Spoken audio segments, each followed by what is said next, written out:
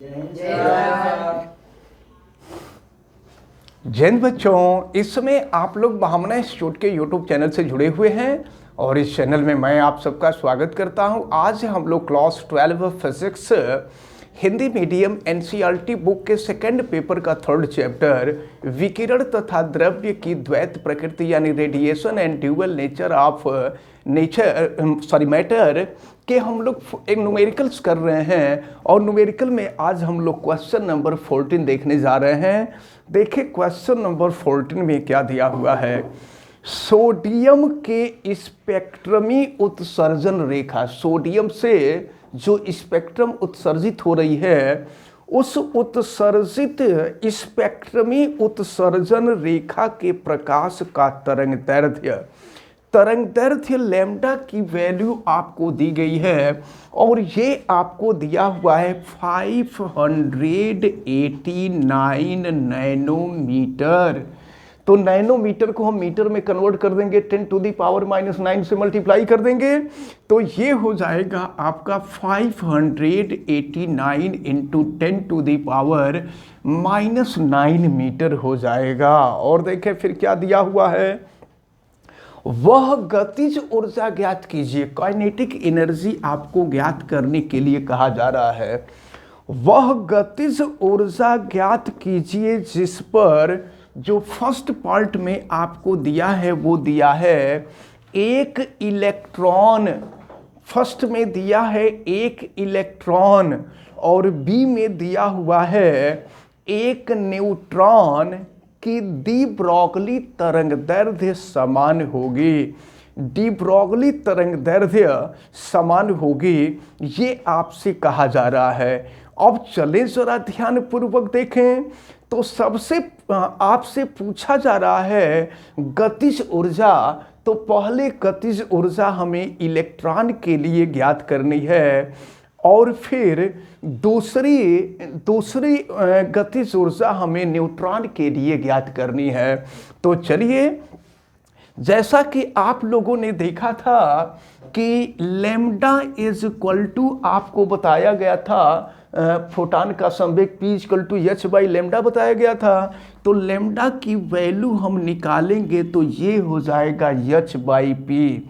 लेकिन p की भी वैल्यू हमने आपको बताया था। देखिए p की वैल्यू, p का मतलब संवेग होता है और इसकी वैल्यू हमने √2m के बताया था। k की वैल्यू पूछी जा रही है और ये इलेक्ट्रॉन के लिए हम निकाल रहे हैं। तो k की वैल्यू ज्ञात करने के लिए हम दोनों पक्षों का स्क्वायर कर देते हैं। तो अगर दोनों पक्षों का हम स्क्वायर कर देंगे, देखिए यहाँ लिख रहे हैं, तो lambda square is equal to h square upon हो जाएगा 2m के। आपसे k की वैल्यू पूछी जा रही है तो k की वैल्यू अगर हमको ज्ञात करना होगा तो देखें यहाँ k is equal to h square upon हो जाएगा 2m लैम्डा स्क्वायर। अब हम सबकी वैल्यू रख देते हैं।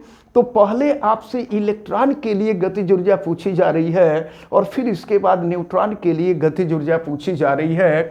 H जो है प्लैंक कांस्टेंट की वैल्यू आपको मालूम है 6.63 इंटू 10⁻⁻34 जूल सेकेंड। स्क्वायर कर देते हैं इसका तो 6.63 इंटू 6.63 और 10⁻⁻34 का स्क्वायर कर देंगे तो 68 हो जाएगा। तो ये हो गया 10⁻⁻68 हो जाएगा।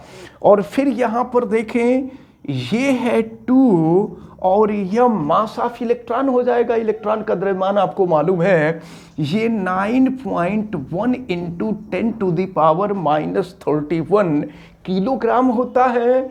और फिर यहाँ पर लैम्डा स्क्वायर, तो लैम्डा की वैल्यू आप देख रहे हैं 589 इंटू 10⁻⁻9 है। रख देते हैं, इसका स्क्वायर कर देते हैं तो ये हो जाएगा 589 इंटू 589। फिर हम आगे बढ़ते हैं और देखते हैं इसकी वैल्यू क्या निकलती है। तो पावर को हम एक जगह कर देते हैं और अंकों को एक जगह कर देते हैं। फिलहाल 2 से कुछ कटने लायक तो नहीं दिखाई दे रहा है और देखा जाएगा फिर। तो 3 से 3 से भी नहीं कटेगा, नहीं कटेगा 3 से। तो चलिए देखते हैं, ये है 6.63 इंटू 6.63 और फिर यहाँ नीचे हम लिख देते हैं ये आपका 2 इंटू 9.1 इंटू 589 इंटू 589 और फिर देखिए क्या है, ये यहाँ ऊपर दिया है 10 टू द पावर -68 और ये देख रहे हैं -31, -31 ऊपर चला जाएगा तो +31 हो जाएगा और माइनस कर दीजिए तो ये हो जाएगा आपका 37 हो जाएगा, -37 इसकी वैल्यू हो जाएगी, तो ये हो जाएगा आपका -37 और फिलहाल यहाँ से कुछ कटता हुआ दिखाई नहीं दे रहा है, इसलिए हमें करना ये होगा कि अब या तो ऊपर वाले का गुणा कर लिया जाए, नीचे वाले का गुणा कर लिया जाए और गुणा करके और फिर भाग दे दिया जाए, क्योंकि दूसरा कोई विकल्प है नहीं। तो अब जो है अगर यहाँ से सॉल्व किया जाए तो ये मिलेगा। और देखिए एक काम करते हैं, ऊपर नीचे अगर हम 100 से गुणा करते हैं तो ऊपर अगर 100 से गुणा करेंगे ये दशमलव हट जाएगा और नीचे 100 से गुणा करेंगे तो 100 का मतलब 10 का घात 2, 10 का घात 2 ऊपर जाएगा तो -2 हो जाएगा, तो -2 होगा तो ये आपका 39 हो जाएगा। और फिर इसके बाद अगर ऊपर नीचे फिर 100 से गुणा कर दें तो ऊपर 100 से गुणा करेंगे तो ये 63 हो जाएगा, 663 होगा और नीचे 100 से गुणा करेंगे फिर ऊपर जाएगा तो ये हो जाएगा -41। इस दशमलव को भी हटा दीजिए, तो इस दशमलव को हटाने के लिए ऊपर नीचे 10 से गुणा कर दीजिए और फिर 10 से गुणा कर देंगे तो देखें ये अगर यहाँ 10 से गुणा करते हैं तो ये 10 हो गया और ये हो जाएगा 91। अब इसके बाद इसको सॉल्व करना होगा, इसको सॉल्व कर लीजिए तो ऊपर वाले का ऊपर गुणा कर दिया जाए, नीचे वाले का नीचे गुणा कर दिया जाए और गुणा करने के बाद इसको डिवीजन कर दिया जाए। देखिए यहाँ स्क्वायर करते समय ये फॉल्ट हो गया था, ये 589 इंटू 10 टू द पावर -9 है, तो यहाँ पर केवल 589 इंटू 589 रखा गया था, लेकिन 10 टू द पावर -9 का स्क्वायर करेंगे तो 10 टू द पावर -18 हो जाएगा और -18 जब ऊपर लेकर के चले जाएंगे ना तो +18 हो जाएगा, यानी ये हो जाएगा आपका -23 हो जाएगा। अब इसके बाद इसको सॉल्व करना है और इसको जब सॉल्व करेंगे तो ये जो वैल्यू आएगी जूल में आएगी और फिर जूल को अगर इलेक्ट्रॉन वोल्ट में कन्वर्ट करना चाहें तो इलेक्ट्रॉन के आवेश से इसमें भाग दे देंगे तो ये जो है इलेक्ट्रॉन वोल्ट में कन्वर्ट हो जाएगा। अब इसके बाद इसका भी पार्ट देखिए करना इसी तरह से, इसको सॉल्व कर लीजिए, ऊपर वाले का गुणा कर लीजिए, नीचे वाले का गुणा कर लीजिए, ऊपर वाले का गुणा करके नीचे वाले के गुणा से डिवाइड कर दीजिए, जितना आएगा उतना आंसर होगा और ये जूल में होगा। और अगर मान लीजिए जूल को इलेक्ट्रॉन वोल्ट में कन्वर्ट करना चाहें तो आप जो है 1.6 इंटू 10 टू द पावर -19 यानी इलेक्ट्रॉन के आवेश से भाग दे देंगे तो ये इलेक्ट्रॉन वोल्ट में कन्वर्ट हो जाएगा। अब इसके बाद हम इसका बी पार्ट देख लेते हैं। बी पार्ट में क्या दिया हुआ है, तो बी पार्ट में न्यूट्रॉन के लिए दिया हुआ है, तो न्यूट्रॉन के लिए चलिए फार्मूला तो सब कुछ वही होगा। अब न्यूट्रॉन के लिए हम देखते हैं ये वैल्यू क्या होगी, तो K = H का स्क्वायर प्लैंक कांस्टेंट का स्क्वायर, तो ये हो जाएगा 6.63 into 6.63 into 10 to the power -68 हो जाएगा। 2 यहाँ m जो होगा मास ऑफ न्यूट्रॉन होगा, क्योंकि न्यूट्रॉन के लिए निकाल रहे हैं और न्यूट्रॉन का जो द्रव्यमान है 1.67 इंटू 10 टू द पावर -27 किलोग्राम होता है। रख लेते हैं यहाँ 1.67 इंटू 10 टू द पावर -27 किलोग्राम और फिर जो है लेमडा का स्क्वायर हम कर देंगे, तो लेमडा का स्क्वायर करेंगे यही आपको मिलेगा जो इलेक्ट्रॉन के लिए मिला था, तो ये 589 इंटू 589 और इंटू हो जाएगा ये 10 टू द पावर -18।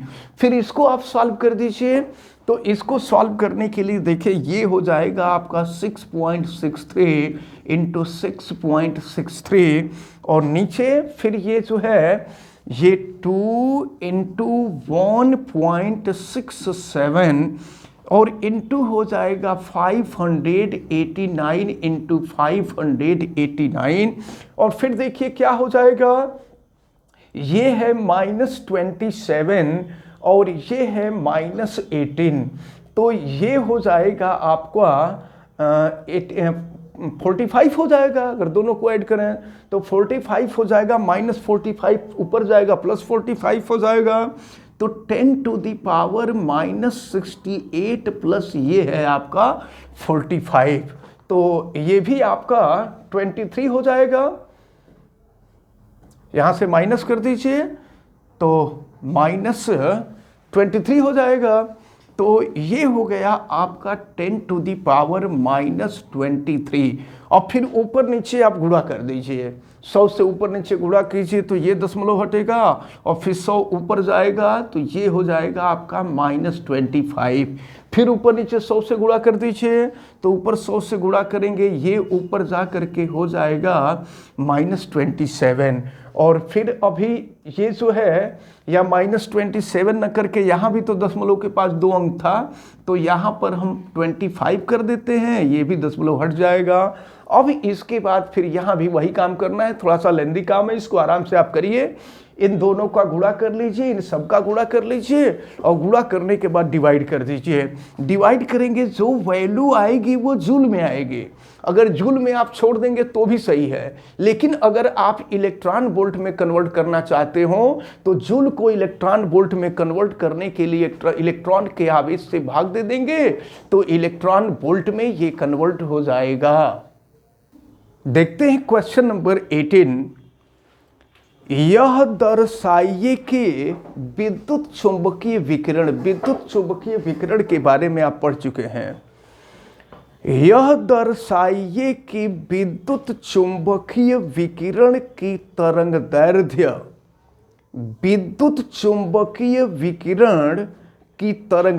तो जानते हैं वैद्युत चुंबकीय विकिरण के तरंगदैर्ध्य के लिए हम आपको बता दें न्यू = c/λ होता है।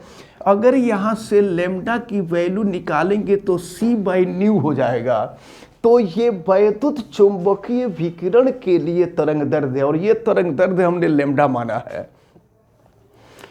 इसके फोटान की तरंगदैर्ध्य के बराबर होता है, ये आपसे कहा जा रहा है।